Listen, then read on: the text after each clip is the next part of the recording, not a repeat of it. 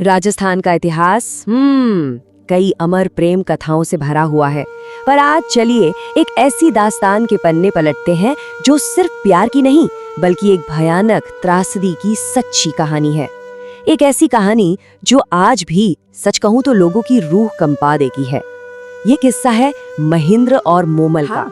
ये कोई लोक कथा नहीं है बल्कि एक सच्ची घटना है जिसका दर्द, जिसकी कसक आज भी महसूस की जा सकती है। तो चलिए तैयार हो जाइए इस दर्द भरी गाथा की गहराइयों में उतरने के लिए। कहानी का पहला पड़ाव, जहां किस्मत ने दो शाही दिलों को मिलाने की पूरी तैयारी कर रखी थी। तो एक तरफ थे अमरकोट के राजकुमार महेंद्र, अपने पराक्रम और ऊंचे लंबे डील डॉल के लिए मशहूर, और दूसरी तरफ लोद्रवा की राजकुमारी मूमल, जिनकी खूबसूरती के चर्चे तो मतलब दूर दूर तक थे। ऐसा कहते हैं कि उनकी आंखें हिरनी जैसी थीं और उनके घने काले बाल बादलों की तरह लहराते हुए उनकी एड़ियों को छूते थे। तो हुआ यूं कि एक दिन महेंद्र अपने बहनोई के साथ शिकार पर निकले। एक खरगोश का पीछा करते करते वो इतना आगे निकल गए कि उन्हें पता ही नहीं चला कि कब उन्होंने अपने राज्य की सीमा लांघ दी और पहुंच गए जैसलमेर के रेगिस्तान में, बहुत दूर। अब रेगिस्तान में थक हारकर जब वो छांव ढूंढ रहे थे तो उन्हें काक नदी के किनारे एक बहुत ही खूबसूरत गुलाब के फूलों से सजा हुआ महल दिखा। चारों तरफ दास दासियां, पहरेदार, एक अलग ही दुनिया थी। ये महल था राजकुमारी मूमल का। लेकिन मूमल से मिलना इतना आसान कहाँ था। उनके कमरे तक जाने वाले रास्ते पर बाघ, शेर और मगरमच्छ जैसे खूंखार जानवर पहरा दे रहे थे। पर महेंद्र तो ठहरे राजकुमार। उन्होंने हिम्मत दिखाई और एक शेर पर अपनी तलवार से वार कर दिया। और ये क्या, वो सब के सब मोम के बने हुए थे। ये मूमल की एक परीक्षा थी जिसे महेंद्र ने अपनी बहादुरी से पार तो कर लिया था, पर क्या ये उनकी आखिरी परीक्षा होने वाली थी?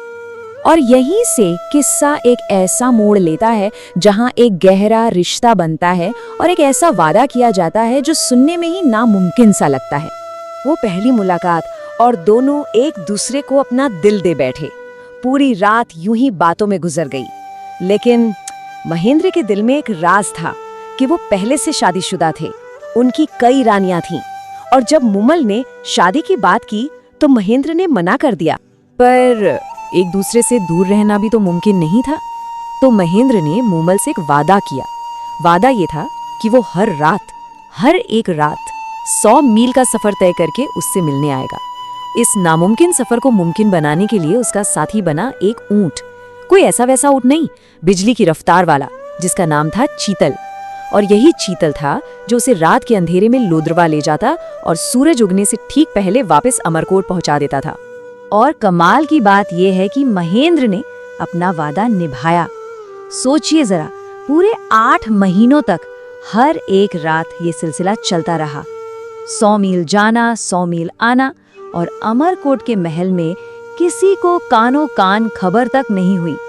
लेकिन कहते हैं ना, हर प्रेम कथा में ईर्ष्या की परछाई कहीं न कहीं पड़ी जाती है, और जल्द ही इस राज पर शक के बादल मंडराने लगे। महेंद्र की रानियों ने ये देखना शुरू किया कि वो उन्हें अब पहले जैसा समय नहीं देते, और हर सुबह सूरज उगने से बस जरा सा पहले अपने कमरे में लौटते हैं, वो भी भीगे हुए बालों के साथ। एक दिन उनकी माँ ने उनके बालों से टपकते पानी को चखा और उस पानी का स्वाद वो पहचान गई। ये काक नदी का पानी था, और बस राज खुल चुका था। जलन और धोखे की आग में जलती हुई रानियों ने इस प्रेम कहानी को खत्म करने के लिए एक बहुत ही क्रूर साजिश रची। उन्होंने महेंद्र के उस वफादार साथी, उस तेज रफ्तार ऊंट चीतल को जहर दे दिया। और यहीं से इस दास्तां का सबसे दर्दनाक मोड़ शुरू होता है।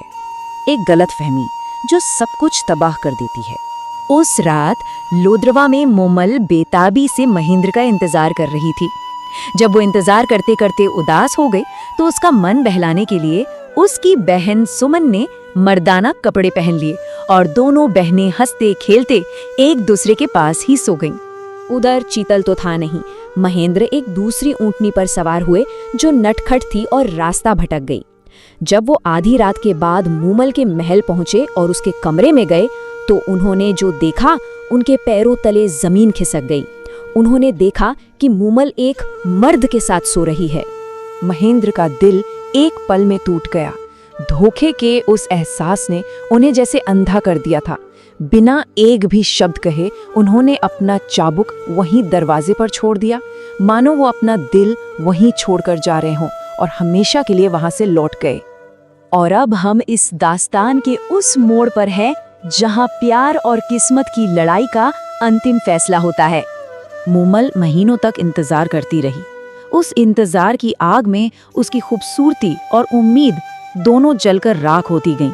उसने महेंद्र को न जाने कितने खत लिखे, पर साजिश करने वाली रानियों ने वो खत उन तक कभी पहुंचने ही नहीं दिए। आखिर में मूमल खुद अमरकोट पहुंच गई, लेकिन महेंद्र ने बीमारी का बहाना करके मिलने से ही मना कर दिया। मूमल ने कई दिन महल के बाहर गुजार दिए। फिर उसने गायकों के जरिए उस रात की पूरी सच्चाई का संदेश महेंद्र तक पहुंचाया। अब जाकर महेंद्र का दिल मानने लगा था, पर उसका जख्मी अभिमान, उसका घमंड उसे मिलने से रोक रहा था। और उसने मिलने से पहले मोहब्बत की एक आखिरी और सबसे क्रूर परीक्षा लेने का फैसला किया। ये फैसला एक घातक भूल साबित हुआ। महेंद्र ने अपने एक दूत को मूमल के पास भेजा, एक झूठी खबर देकर कि सांप के काटने से महेंद्र की मौत हो गई है।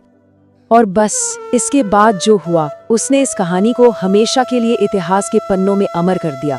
हुआ ये कि जैसे ही मूमल ने महेंद्र की मौत की झूठी खबर सुनी, उसे इतना गहरा सदमा लगा कि उसने उसी एक पल में अपने प्राण त्याग दिए। और जब ये खबर महेंद्र तक पहुंची कि उसकी एक छोटी सी परीक्षा ने उसकी सच्ची मोहब्बत की जान ले ली, तो वो सदमे से पागल हो गया। और फिर ज्यादा वक्त नहीं लगा, मूमल के गम में उसने भी अपना दम तोड़ दिया। इस तरह दो प्यार करने वाले हमेशा के लिए एक हो गए, लेकिन मौत में। आज भी उनकी ये दर्द भरी प्रेम गाथा राजस्थान के लोकगीतों में और जैसलमेर में बने मूमल महल की दीवारों में गूंजती है। तो एक सवाल जो आज भी हवा में तैरता है कि उनकी मोहब्बत का दुश्मन आखिर था कौन?